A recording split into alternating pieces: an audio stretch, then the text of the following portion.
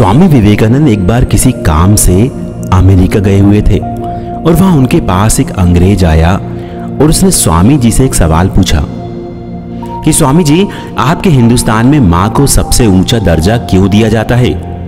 क्यों लोग सबसे पहले मां को पूजते हैं और बाद में भगवान को?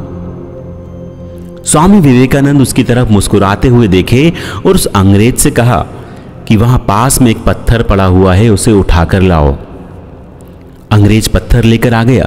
अब स्वामी जी ने उससे कहा कि इस पत्थर को इस कपड़े में लपेटकर अपने कमर से बांध लो।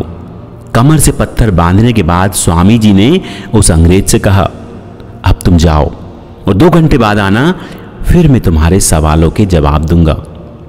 लेकिन एक बात का ध्यान रखना कि तुम अपनी कमर से इस कपड़े को खोलना नहीं। अंग्रेज वहां से चला गया। पत्थर के वजन के कारण उसे चलने फिरने में बहुत परेशानी हो रही थी और 1 घंटे पहले ही वो स्वामी जी के पास पहुंच गया और उनसे कहने लगा, रहने दीजिए, मुझे आपसे कोई सवाल नहीं पूछना, मैं अब ये पत्थर हटा रहा हूं अपनी कमर से।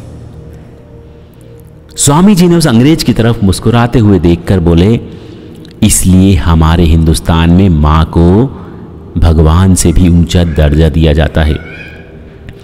तुम इस पत्थर को अपने कमर में 1 घंटे भी बांधकर नहीं रख सके और मां हमें पूरे 9 महीने तक अपने पेट में रखती है। बड़ी से बड़ी आंधी तूफान क्यों ना आ जाए, फिर भी वो हमें किसी तरह का नुकसान नहीं पहुंचने देती। तो दोस्तों, जिंदगी में बड़ी से बड़ी मुश्किल की घड़ी क्यों ना आ जाए, लेकिन कभी भी अपने मम्मी पापा का साथ मत छोड़ना, क्योंकि जब आप छोटे थे तब उन्होंने एक पल के लिए भी आपका हाथ, आपका साथ नहीं छोड़ा था। मिलते हैं कल सुबह ठीक 6 बजे।